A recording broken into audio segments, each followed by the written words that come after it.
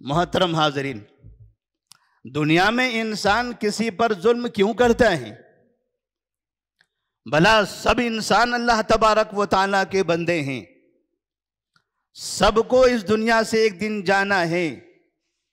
کوئی کسی کے ساتھ بے انصافی، کوئی کسی کو مارے، کوئی کسی کو تکلیف دے، آخر یہ کیوں ہوتا ہے؟ کیوں لوگ خواہ اپنے آپ کو ظالموں کی فہرست میں شمار کرنے لگتے ہیں اور مظلوم بھی انہیں بہت مل جاتے ہیں؟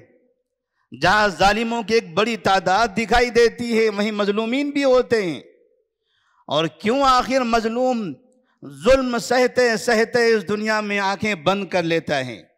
اعوذ باللہ من الشیطان الرجیم، بسم اللہ الرحمن الرحیم۔ ان اللہ یأمرکم ان تؤدوا الامانات الى اہلها وَإِذَا حَكَمْتُمْ بَيْنَ النَّاسِ أَن تَحْكُمُوا بِالْعَدْلِ إِنَّ اللَّهَ نِعِمَّا يَعِظُكُمْ بِهِ إِنَّ اللَّهَ كَانَ سَمِيعًا بَصِيرًا۔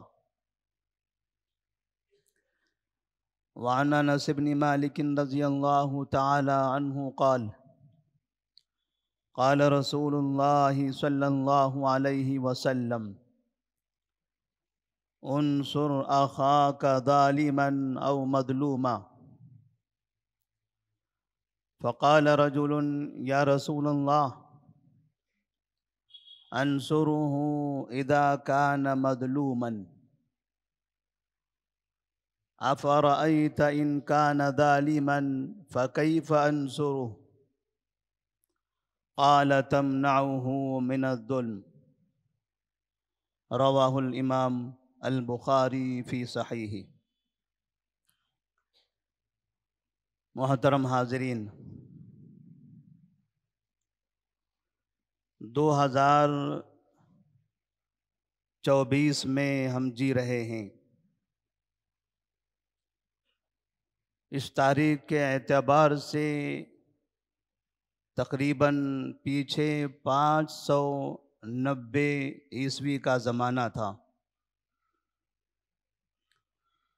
مکہ مکرمہ میں ایک تاریخی عظیم واقعہ پیش آیا۔ نبی صلی اللہ علیہ وسلم 20 سال کی عمر میں تھے اور اس وقت یمن کی جانب سے زبیدی قبیلے کا ایک شخص مکہ مکرمہ میں تجارت کے لیے آتا ہے۔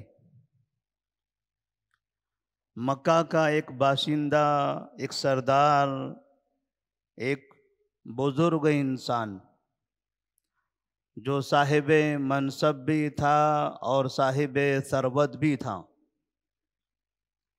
اس زبیدی قبیلے کے تاجر سے اس نے سامان خریدا اور پھر اس کا معاوضہ، اس کی قیمت دینے میں ٹال مٹول کرنے لگا۔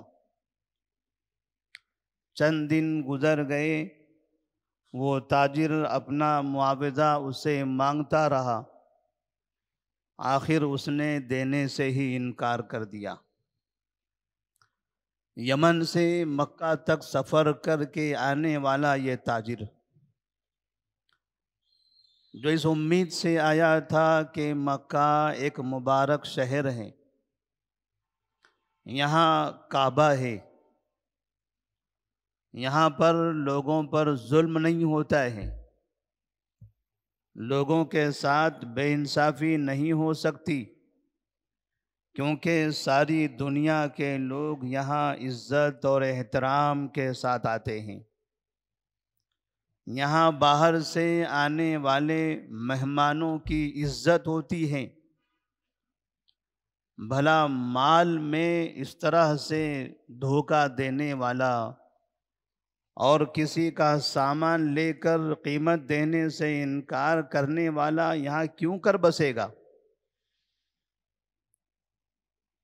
وہ شخص جب دیکھتا ہے کہ مکہ کا باشندہ عاص بن وائل السہمی نے اس کے سامان کی قیمت دینے سے انکار کر دیا، تو جبل ابی قبیس جو آج بھی کعبے کے بازو میں موجود ہیں، اس پہاڑ پر کھڑے ہو کر اس نے مکے کے باشندوں کو للکارا، اپنی مظلومیت کا ان کے سامنے مظاہرہ کیا کہ لوگوں میں یمن سے آیا ہوں، آپ کے شہر میں میں مسافر ہوں، میں وہاں سے مال لے کر لاتا ہوں، یہاں بیچتا ہوں، میں پیسوں کے ذریعے فائدہ کماتا ہوں اور تمہیں اس مال سے فائدہ پہنچتا ہے، بھلا میرے ساتھ اس شہر کے اندر ظلم ہو؟ کیا آپ سب کو یہ منظور ہے؟ جبل ابی قبیس پر کھڑے ہو کر وہ زبیدی قبیلے کا تاجر انسان مکہ کے لوگوں کے ضمیر کو جھنجھوڑنے لگا۔ نبی کریم صلی اللہ علیہ وسلم کے سگے چچا زبیر بن عبد المطلب وہ سامنے آئے اور انہوں نے کہا ما لہذا مترک، ما لہذا مترک، ایسے لوگوں کو انصاف کے بغیر چھوڑا نہیں جا سکتا، جو یہاں کھڑے رہ کر ایسے للکار سکتا ہے، یہاں سے باہر جانے کے بعد مکہ کے بارے میں کون سی شکل یہ پیش کرے گا؟ ضرور اس آدمی کی مدد ہونی چاہیے۔ زبیر بن عبد المطلب اپنے چچاؤں کو، اپنے بھتیجوں کو، اپنے چچیرے بھائیوں کو، اپنے رشتہ داروں کو اور دیگر قبائل کو جمع کرتے ہیں اور ان کے سامنے خطاب کر کے کہتے ہیں دیکھو مکہ مقدس شہر ہے، یہاں لوگ تقدس اور احترام کے ساتھ آتے ہیں، لہذا اس شہر کے باشندے اگر کسی پر ظلم کرنے والے ہوں، کسی کا حق مارنے والے ہوں، کسی کے ساتھ بے انصافی کرنے والے ہوں، تو بھلا بتائیے دنیا میں پھر انسانوں کو کہاں اور کہاں کے لوگوں سے اچھائی کی امید ہوگی؟ لوگوں نے کہا کہ آپ جو چاہتے ہیں اس کے لیے ہم تیار ہیں۔ زبیر بن عبد المطلب نے اپنی رائے پیش کی کہ ہم یہ معاہدہ کرنا چاہتے ہیں کہ آج کے بعد سے مکہ میں کسی پر ظلم نہیں ہوگا، کسی کا حق نہیں مارا جائے گا۔ کئی قبیلے اس ظلم کے خلاف متحد ہو گئے۔ وہ قبائل جو بتوں کی پوجا کرتے تھے، وہ قبائل جنہوں نے کعبے کے اندر 360 بت رکھ کر اس کی عبادتیں کی تھی، وہ افراد جو سفر میں ہوتے تو بھی وہاں کسی اور کی عبادت کرتے تھے، جن کے بارے میں ہم نے تاریخ پڑھی ہے کہ وہ شراب نوشی کیا کرتے تھے، جن کے بارے میں ہم نے تاریخ میں یہ بھی پڑھا ہے کہ ان میں سے کچھ ایسے بھی لوگ تھے جو اپنے بیٹیوں کو زندہ دفن کر دیا کرتے تھے۔ ایسے جرائم کا ارتکاب کرنے والے لوگوں نے بھی اس بات کو محسوس کیا کہ ظلم ہمارے شہر میں نہیں ہونا چاہیے، کسی کے ساتھ بے انصافی، کسی کا حق مار لیا جائے، یہ ہمارے شہر میں نہیں ہونا چاہیے۔ لہذا کئی قبائل جمع ہو گئے۔ جو لوگ جمع نہیں ہونا چاہتے تھے ان کی تعداد بہت کم ہو گئی، اور اس ظلم کے خلاف کھڑے ہونے والوں کی تعداد بہت زیادہ ہو گئی۔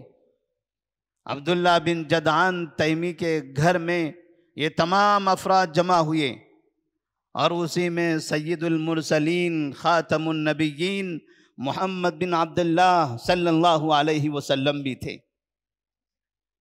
آپ صلی اللہ علیہ وسلم بھی اپنے چچا زبیر بن عبد المطلب کے ساتھ مجلس میں حاضر رہے، اور آپ نے اپنی آنکھوں سے دیکھا، 20 سال کی عمر تھی، مکے کے بڑے بڑے سردار، بڑے بڑے افراد تاریخ میں پہلی مرتبہ ظلم کے خلاف متحد ہونے کا نعرہ لگا رہے تھے، اور اس وقت انہوں نے اس بات پر اتفاق کیا کہ ہمارے شہر میں آج کے بعد سے کوئی کسی کا حق نہیں مارے گا، ہمارے اس شہر کی طرف آنے والا کوئی بھی مسافر مظلوم نہیں ہوگا، اور جو ظالم ہوگا ہم اسے یہاں پنپنے نہیں دیں گے، اور جو مظلوم ہوگا ہم اسے اس کا حق دینے تک خاموش نہیں بیٹھیں گے۔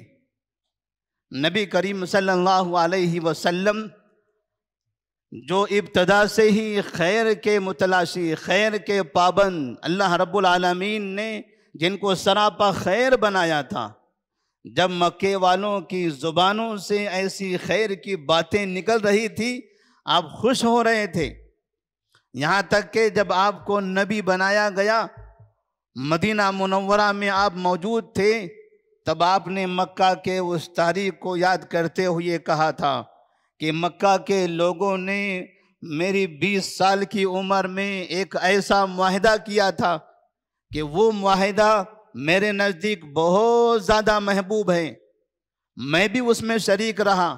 وہ جمع ہونے والے کفار تھے، مشرکین تھے، لیکن وہ اچھا کام کر رہے تھے۔ آج بھی اگر کسی جگہ اس طرح کے معاہدے ہوں گے تو میں وہاں شریک رہوں گا۔ نبی کریم صلی اللہ علیہ وسلم کی سیرت میں اس واقعے کو بیان کیا جاتا ہے۔ پھر ان باشندوں نے، ان افراد نے عاص بن وائل سہمی کو پکڑا اور اسے کہا کہ زبیدی کے جو سامان کی قیمت تھی اس کا معاوضہ ادا کرو۔ آخر اس طاقتور انسان، صاحب ثروت، مالدار انسان، بڑے سردار انسان، بڑے بزرگ انسان کو ان لوگوں کے سامنے جھکنا پڑا اور وہ کمزور ہو گیا، اور پھر اس شخص نے اس کا حق واپس کیا۔ مکہ کی یہ تاریخ رہی ہے۔ مکہ کے بارے میں تو ہم بہت سی الگ الگ باتیں سنتے ہیں، لیکن وہی مکہ جہاں نبی کریم صلی اللہ علیہ وسلم پیدا ہوئے تھے، نبوت سے پہلے، اسلام کے آنے سے پہلے خیر کے اس طرح کے بے شمار واقعات وہاں ہوا کرتے تھے۔ اور یہی ظلم ہے، یہی ناحق کسی پر حملہ کرنا، کسی کو تکلیف دینا، کسی کو پریشان کرنا۔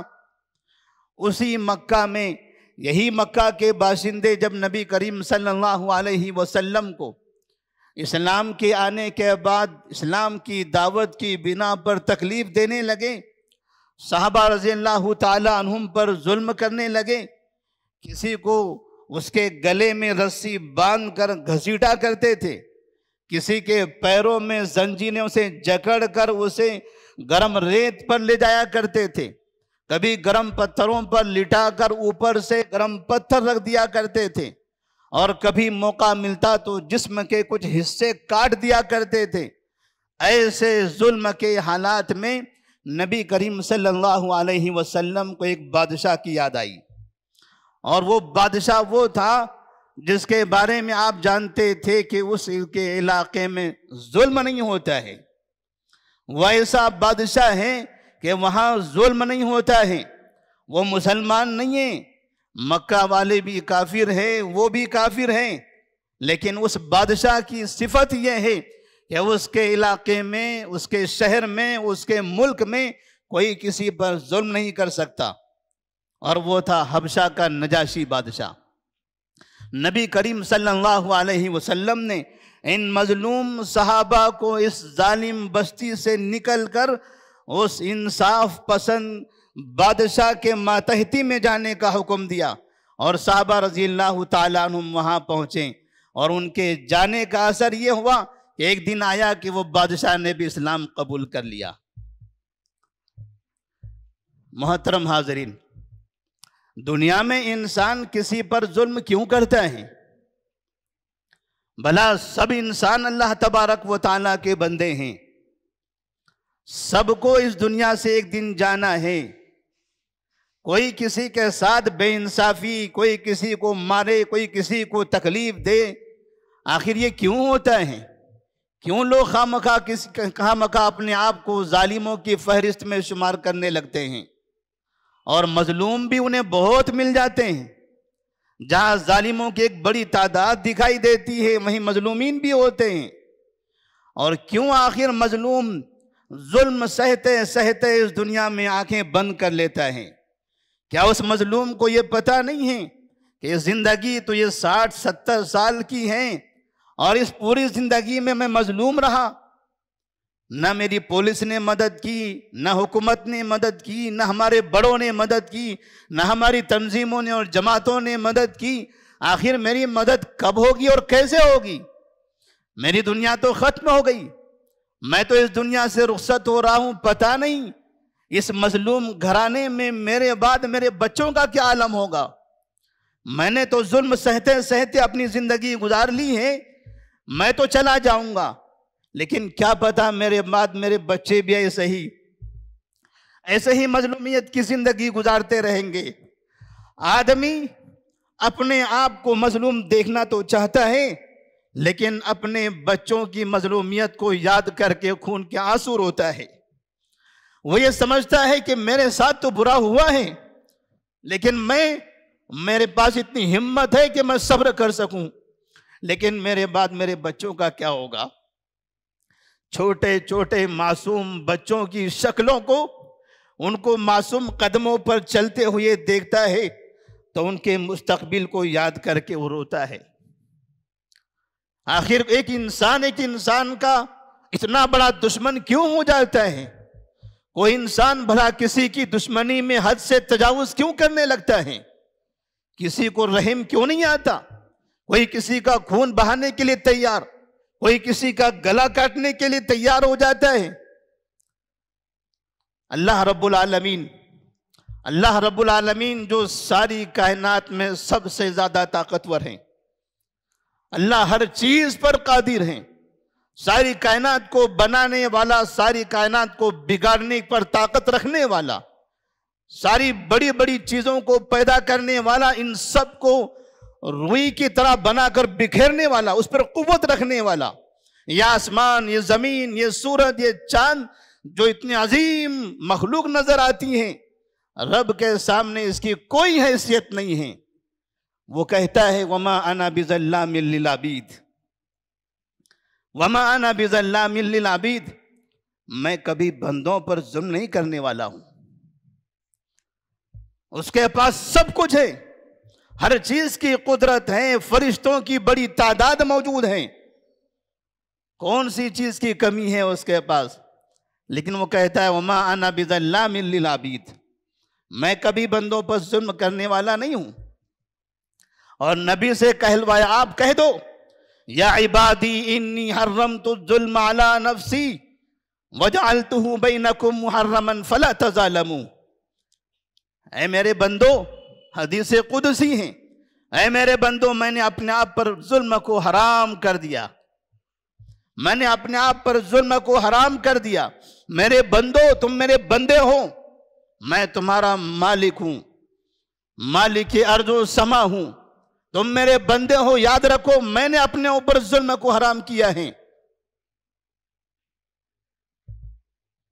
یا عبادی انی حرمت الظلم علی نفسی وجعلت بینکم محرما، اور یہ ظلم تم لوگوں کے لیے بھی حرام ہے، تم لوگ بھی آپس میں کسی پر ظلم نہ کرنا، فلا تظالموا، لہذا کوئی کسی پر ظلم نہ کرے، کوئی کسی پر ظلم نہ کرے۔ ایک ظلم کرنے والا اگر وہ طاقتور ہوتا ہے تو یہ سمجھتا ہے کہ سامنے والا کمزور ہے، ظلم کرنا آسان ہے۔ ایک ظلم کرنے والا اپنے آپ کو صاحب منصب دیکھتا ہے، وہ سمجھتا ہے کہ یہ میرے ماتحت ہیں، ان پر ظلم کرنا آسان ہے۔ کوئی ظلم کرنے والا اپنے آپ کو یہ دیکھتا ہے کہ میرا خاندان بہت بڑا ہے اور اس سامنے چھوٹے خاندان والے لوگ رہتے ہیں، ان پر ظلم کرنا میرے لیے بہت آسان ہے۔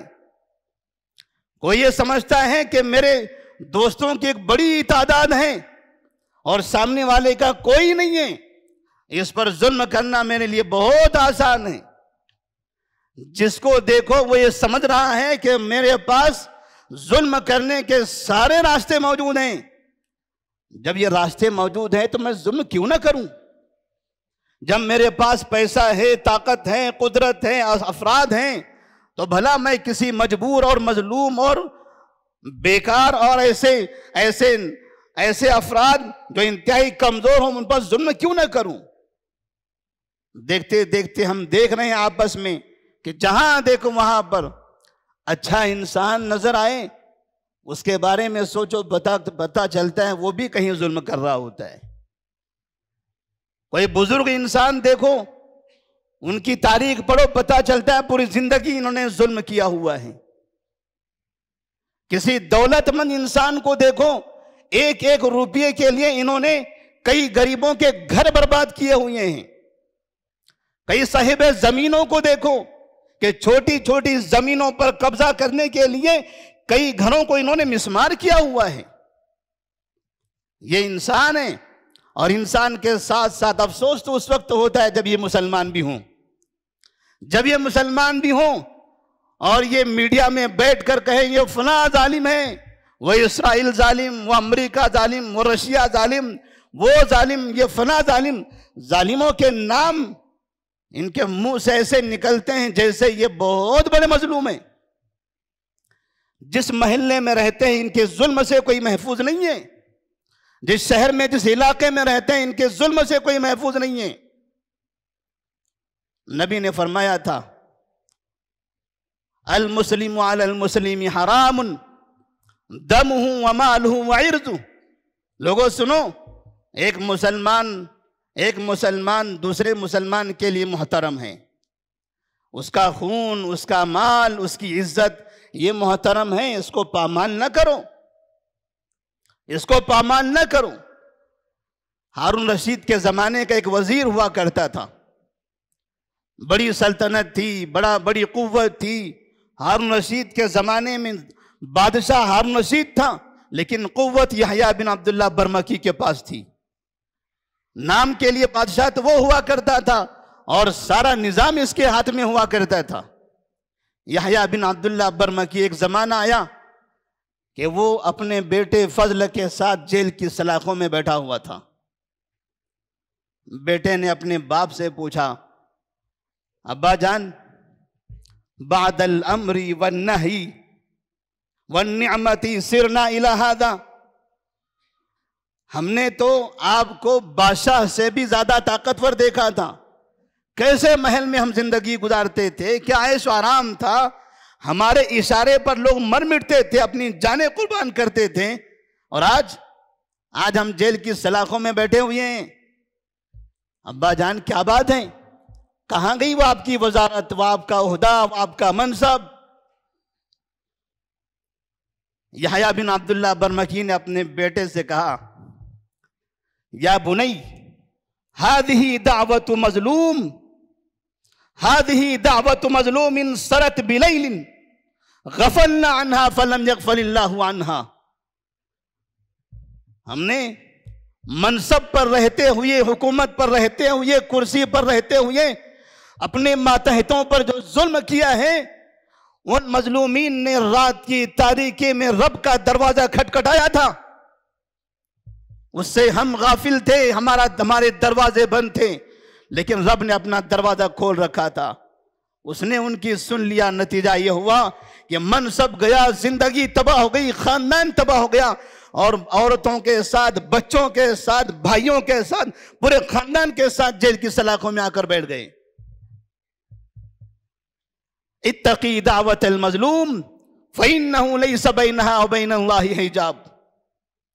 نبی نے کہا ظلم نہیں کرنا ہے کسی پر، کوئی کسی پر ظلم نہ کرے، طاقت ہو تب بھی ظلم نہیں کرنا ہے، پیسہ ہو تب بھی ظلم نہیں کرنا ہے، منصب ہو تب بھی ظلم نہیں کرنا ہے، آواز اونچی ہو، جسم بڑا ہو تب بھی ظلم نہیں کرنا ہے، خاندان بڑا ہو تب بھی ظلم نہیں کرنا ہے، دوست احباب بہت ہوں تب بھی ظلم نہیں کرنا ہے۔ یہی تو تمہارا امتحان ہے۔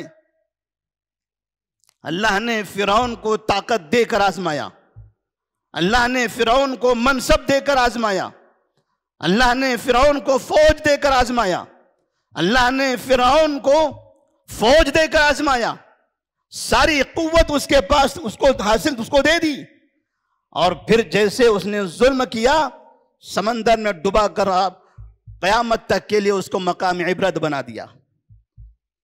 ظلم کرنے والا وہ بادشاہ آج بھی ساری دنیا کے ظالموں کے لیے عبرت کا نشان ہے، اور مسلمانوں پر ظلم کرے۔ ہم فرعون کی تاریخ پڑھیں، ہم کبھی ابو جہل ابو لہب کی تاریخ سناتے ہیں، ہم کبھی امیہ بن خلف کو گالیاں دیتے ہیں، کبھی اہل مکہ مشرکین مکہ پر لعن طعن کرتے ہیں، کبھی اسرائیل اور امریکہ پر اپنی بد زبانی کا مظاہرہ کرتے ہیں، لیکن مسلمان جو مسلمانوں پر ظلم کرتا ہے ان ظالموں کا کیا ہوگا؟ کون ان ظالموں کے خلاف بولے گا؟ کون ان ظالموں کے خلاف مظاہرے کرے گا؟ کون ان ظالموں کے خلاف متحد ہوگا؟ جب ظالموں کے خلاف کفار متحد ہو سکتے ہیں تو مسلمان اتحاد کا ثبوت کیوں نہیں پیش کر سکتے؟ وہ مشرکین مکہ جن پر لعن طعن کیا جاتا ہے کہ نبی پر ظلم کیا، صحابہ پر ظلم کیا، وہ ظلم کرنے والے لوگوں نے بھی ظلم کے خلاف اتحاد کا ثبوت دیا تھا۔ ہمارے مسلمان جس کو دیکھو مجبور نظر آتا ہے، جہاں دیکھو کیا ہوا؟ کچھ نہیں کر سکتے۔ آپ کا کیا ہوا؟ کیا کریں گے؟ کون ہے ہمارا کون ہے؟ کون ہماری سننے والا ہے؟ نہ پولیس ہماری سنتی ہے، نہ عدالتیں ہماری سنتے ہیں، نہ بڑے ہماری سنتے ہیں، پھر سننے والا کون ہے؟ رب العالمین۔ آخر میں رب العالمین ضرور سننے والا ہے، رب العالمین ضرور سننے والا ہے۔ مظلوم کی جو طاقت ہے ظالم کو اس کی طاقت کا اندازہ نہیں ہے۔ مظلوم سمجھتا ہے پیسہ ہے، دولت ہے، منصب ہے، عہدہ ہے، افراد ہے، سب کچھ ہے۔ یہ دیا کس نے ہے؟ یہ پیسہ کہاں سے آیا؟ یہ منصب کس نے دیا ہے؟ جو دیتا ہے وہ لینے پر بھی قادر ہے۔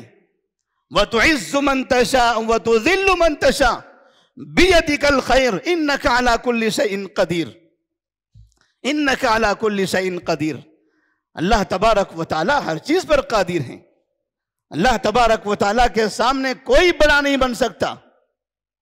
ایک زمانہ تھا، سعید بن زید رضی اللہ تعالیٰ عنہ، عروہ بنت عوس نامی ایک خاتون نے مروان جو مدینے کے گورنر تھے ان کے سامنے شکایت کی کہ سعید بن زید رضی اللہ تعالیٰ عنہ نے میری زمین پر قبضہ کیا ہوا ہے، میرا مال لیا ہوا ہے۔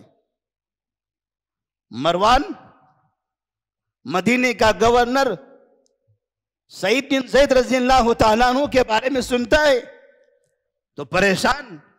سعید بن زید عشرہ مبشرہ میں سے ہیں، نبی کے صحابی ہیں، مروان صحابی نہیں ہے، وہ گورنر ہے۔ اس نے سوچا کیسے اس صحابی رسول کو میں اپنے سامنے طلب کروں، لیکن منصب ہے، انصاف تو کرنا ہوگا، دونوں کی بات تو سننی ہوگی۔ ایک نے جھوٹی شکایت کی ہے تو دوسرے کے بارے میں جس کے بارے میں شکایت کی گئی ہے اس کو تو پوچھنا پڑے گا۔ عورت ہے، مرد کے خلاف شکایت کرتی ہے تو عورت کی باتیں سن کر مرد پر ظلم کرنے لگے، اسے گرفتار کر لیں، یہ کیسے ہو سکتا ہے؟ لوگ تو سمجھتے ہیں نا کہ عورت نے کہہ دیا تو بس ہو گیا۔ عورت کی بات پتھر کی لکیر ہوتی ہے، مردوں کی بات سنی نہیں جائے گی۔ عورت نے آ کر مروان کے سامنے کہا کہ سعید بن زید نے میری زمین پر قبضہ کیا ہوا ہے۔ مروان نے سعید بن زید رضی اللہ تعالیٰ عنہ کو اپنے دربار میں بلایا، کہنے لگا آپ صحابی رسول ہیں، مجھے امید تو نہیں ہے، مجھے امید نہیں ہے کہ آپ ایسا کرو گے، اور میں آپ کو اپنے سامنے بلانا بھی نہیں چاہتا تھا۔ آپ کہاں اور میں کہاں؟ عہدہ ضرور میرے پاس ہے، لیکن آپ کا جو مقام ہے نبی کی صحبت کی بنا پر، وہ مقام دنیا کا کوئی منصب اس کا مقابلہ نہیں کر سکتا۔ لیکن نبی کا ارشاد ہے کہ جب کسی کے بارے میں کوئی شکایت ہو تو ضرور تحقیق کر لو. میں بس تحقیق کے لیے آپ کو بلایا ہوں. سعید بن زید کہتے ہیں ٹھیک ہے آپ نے عورت کی بات تو سن لی ہے, بھلا بتائیے کیا آپ کو لگتا ہے کہ میں نے اس کی زمین لی ہوگی؟ جبکہ میرے اس کانوں نے نبی صلی اللہ علیہ وسلم کی زبان سے وہ باتیں سنی تھی. من اخذ شبرا من الارض توفقه یوم القیامت الى 7 ارضین. جو انسان کسی کی ایک بالش زمین لے لیتا ہے, کل قیامت میں 7 زمینوں کا توق اس کے گلے میں ڈالا جائے گا. یہ حدیث میں نے نبی کی اپنے کانوں سے سنی تھی. اے مروان, کیا تمہیں لگتا ہے کہ یہ حدیث سننے کے بعد میں نے اس کے ساتھ ایسا کیا ہوگا؟ اس عورت نے میرے ساتھ برا کیا ہے, اس نے میرے اوپر جھوٹا الزام لگایا ہے. اللہم ان کانت کاذبۃ فاعمی بصرہا, اللہم ان کانت کاذبۃ فاعمی بصرہا وقتلھا فی دارہا یا وقت القبرہا فی دارہا. سعید بن زید رضی اللہ تعالیٰ عنہ نے اپنی مظلومیت کا رب کے سامنے ہاتھ اٹھا کر اس طرح سے اظہار کیا, اے اللہ وہ عورت ظالم ہے, اس نے مجھے بدنام کیا, اس نے مجھ پر جھوٹا الزام لگایا, مروان کے سامنے آ کر میری شکایت کر دی, حکومت کے سامنے میرے خلاف التجا کر رہی ہیں. تو جانتا ہے کہ میں نے اس کے ساتھ کوئی ظلم نہیں کیا ہے, وہ ظالم ہیں. اللہم ان کانت کاذبۃ فاعمی بصرہا وجعل قبرہا فی دارہا. اے اللہ اگر وہ جھوٹی ہیں اس کی آنکھیں چھین لیں, اگر وہ جھوٹی ہیں تو اس کی آنکھیں چھین لیں اور اس کی قبر اس کی اسی زمین پر بنا دے جس زمین کے بارے میں وہ دعویٰ کر رہی ہیں. راوی کہتے ہیں 1 مہینے کا عرصہ گزرا, 1 مہینے کا عرصہ گزرا کہ وہ عورت نابینا ہو گئی. وہ عورت نابینا ہو گئی, جھوٹا الزام لگانے والی عورت. جو مسلمانوں پر جھوٹے الزامات لگاتے, محلے محلے میں گلی گلی میں جھوٹ بولتے ہیں, پولیس کے پاس جا کر جھوٹ بولتے ہیں, لیڈروں کے سامنے بیٹھ کر جھوٹ بولتے ہیں, مسجدوں میں جھوٹ بولتے ہیں, جگہ جگہ یہ جھوٹا جو کاروبار مسلمانوں نے سنبھالا ہوا ہے. اللہم ان کانت کاذبۃ فاعمی بصرہا. سعید بن زید رضی اللہ تعالیٰ عنہ جانتے تھے کہ میرے خلاف جھوٹ بولا گیا ہے, اے اللہ اگر یہ جھوٹی ہیں تو فاعمی بصرہا, تو اس کی آنکھوں کو چھین لیں. 1 مہینے کے عرصے میں ہی اس کی آنکھیں ختم ہو گئی. اور پھر وہ نابینا عورت اپنی زمین پر چل رہی تھی کہ راستے میں گڑھا آ گیا, اس سے محسوس نہیں ہوا, اس گڑھے میں گر گئی, وہیں اس کی موت ہو گئی. ایک مسلمان دوسرے مسلمان کے ساتھ اس طرح کا برتاؤ کرے, اسے یہ سمجھ میں آنا چاہیے کہ اللہ تبارک و تعالیٰ کا دربار مظلوم کے لیے کھلا ہوا ہے. فَإِنَّهُ لَيْسَ بَيْنَهَا وَبَيْنَ اللَّهِ حِجَاب. نبی نے فرمایا اس کے مظلوم کے اور اللہ کے درمیان میں کوئی پردہ نہیں ہے, کوئی حائل نہیں ہے. اللہ تبارک و تعالیٰ اس کی آواز کو سننے والا ہے. اسی لیے نبی صلی اللہ علیہ وسلم نے حجۃ الوداع میں بھی کہا تھا, الا ان دماءکم واموالکم واعراضکم حرام علیکم کحرمت یومکم ھذا فی شہرکم ھذا فی بلدکم ھذا. لوگ ظلم کرتے کیوں ہیں؟ کسی کا مال لینے کے لیے, کسی کا خون بہانے کے لیے اور عزت کے لیے.